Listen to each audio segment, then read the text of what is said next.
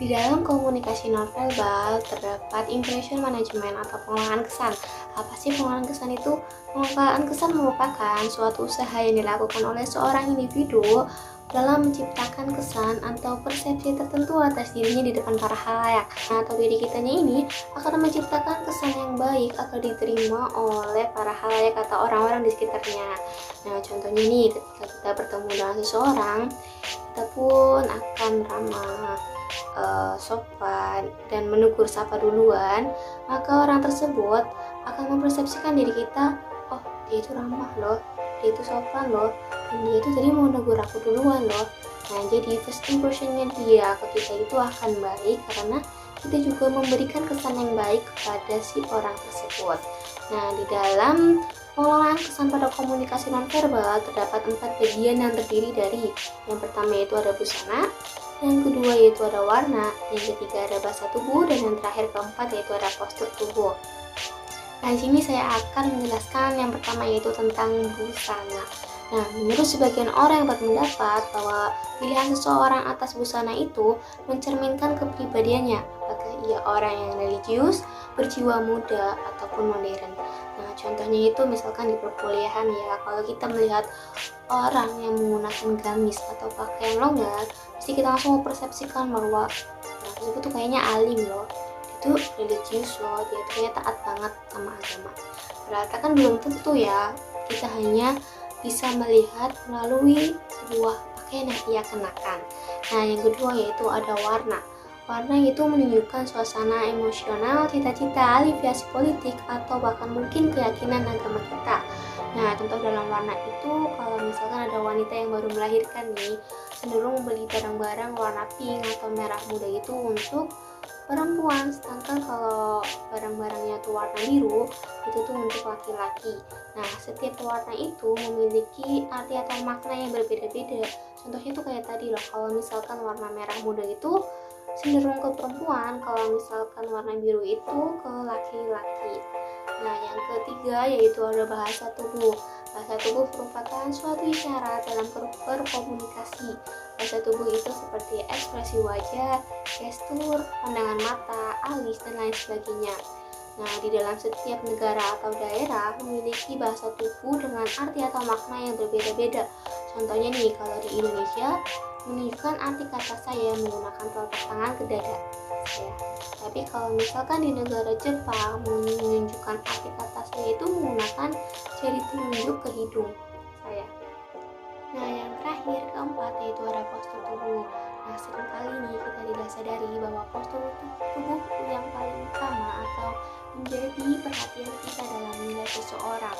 Nah, klasifikasi bentuk tubuh yang dilakukan oleh William Sheldon misalnya menunjukkan hubungan antara bentuk tubuh dan temperamen, seperti kalau orang yang gemuk itu cenderung sifatnya itu humoris dan tenang. Tapi kalau orangnya itu postur tubuhnya atletis, itu orangnya itu asertif dan percaya diri. Dan yang terakhir, kalau misalkan postur tubuhnya itu langsing atau kurus, itu menunjukkan kalau dia itu introvert dan lebih menyukai hal-hal yang berbau mental daripada hal-hal yang berbau fisik. Selanjutnya adalah pengelolaan bahasa tubuh. Bagian-bagian tubuh yang menggunakan bahasa tubuh yang pertama adalah kepala. Bagian tubuh ini biasa digunakan untuk menegaskan seperti mengangguk atau menolak seperti menggeleng informasi yang diberikan. Pola-pola gerakan kepala tertentu juga bisa digunakan untuk menunjukkan minat atau ketertarikan pada apa yang sedang dibicarakan orang lain. Yang kedua, wajah. Wajah adalah tubuh yang paling banyak mengirimkan pesan tersembunyi. Bagian ini dapat menunjukkan emosi seseorang. Mata. Mata adalah salah satu bagian wajah yang paling menarik dibahas dalam hubungannya dengan bahasa tubuh, karena melalui mata Anda dapat berkomunikasi secara intens dengan orang lain. Menatap mata kekasih Anda dengan lembut misalnya menunjukkan betapa Anda sangat memperhatikannya. Yang ketiga, pundak. Bagian tubuh ini biasanya digunakan untuk menunjukkan ketidaktertarikan seseorang pada pembicara rekannya. Contohnya seperti mengangkat bahu. Dan yang terakhir adalah lengan. Bagian tubuh ini biasa digunakan untuk mengekspresikan emosi. Juga bisa digunakan untuk membuat pemiliknya terlihat lebih berkuasa seperti berkacak pinggang. Menyilangkan lengan umumnya digunakan untuk menunjukkan ketidaksenangan.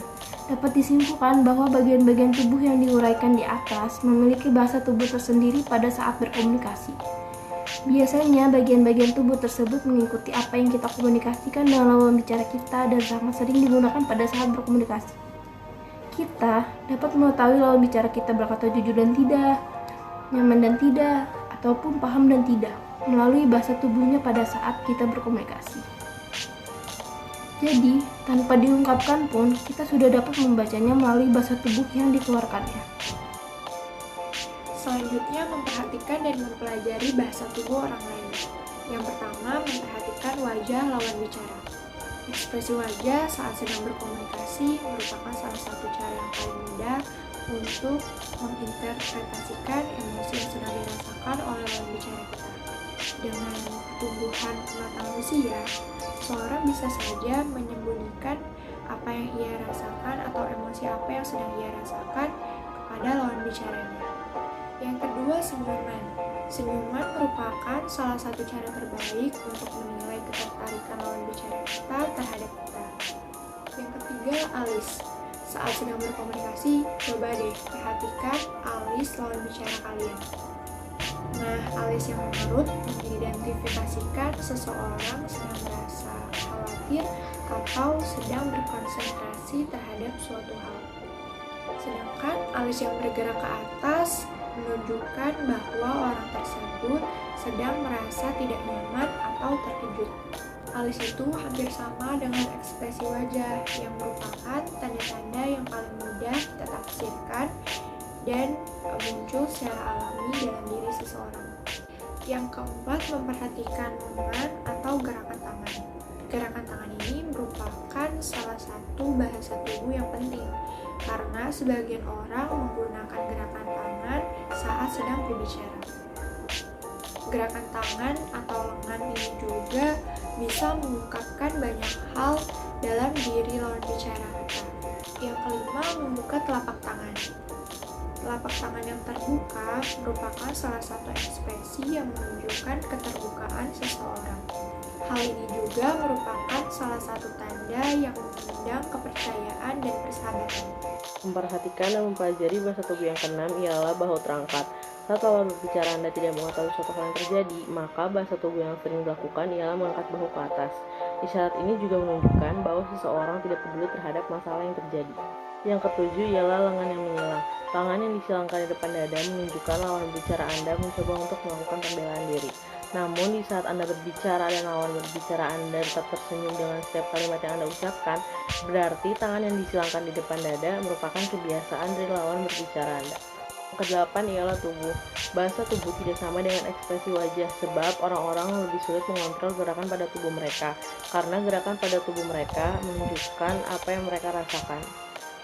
Yang kesembilan ialah kaki yang menyilang. Kaki yang menyilang merupakan suatu tanda penolakan yang sangat jelas dari diri seseorang. Apabila Anda berbicara dengan orang yang menyilangkan kakinya, sudah sangat jelas dia tidak mendengarkan argumen yang Anda sampaikan. Yang ke-10 ialah kaki yang bergoyang. Menggoyangkan kaki merupakan suatu tanda kecemasan atau sikap tidak sabar dari seseorang.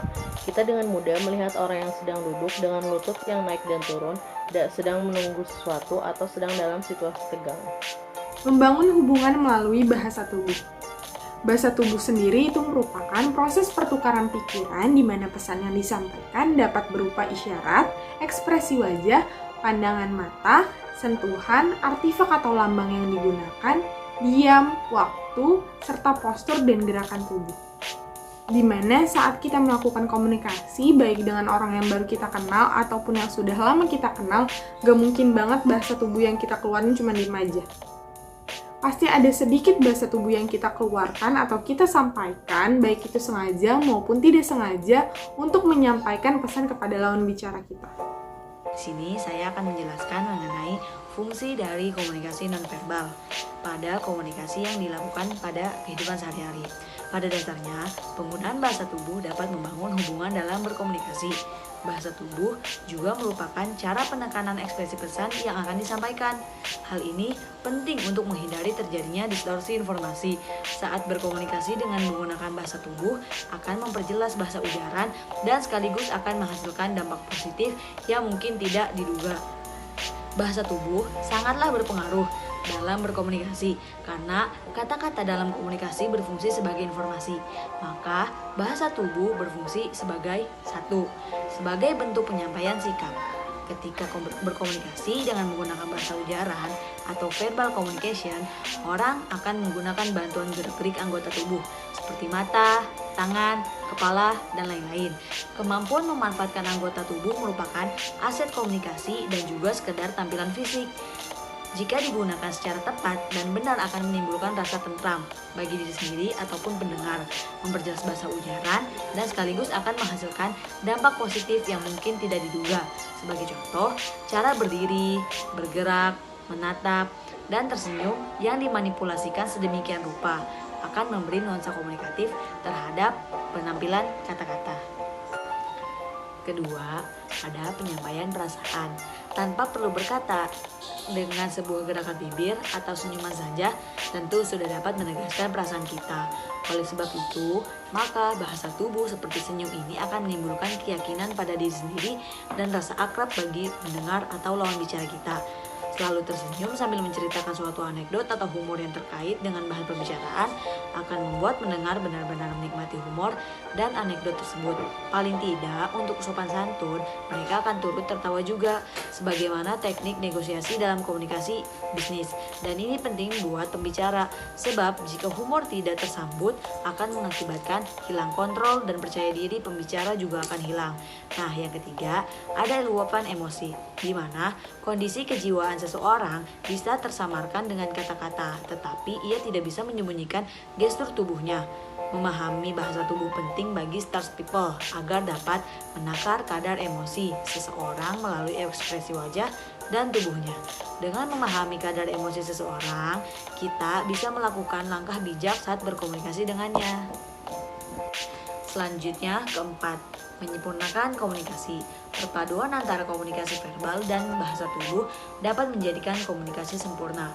Ditambah dengan gaya bahasa dan pengucapan yang sesuai isi komunikasi itu sendiri, menurut David Cohen, seorang penulis, bahasa tubuh mampu menyingkapkan topeng-topeng yang kita pakai, dan hal itu merupakan isyarat yang bocor atau isyarat yang sebenarnya tidak ingin kita berikan, namun tidak dapat terkontrol dan terlepas dengan sendirinya.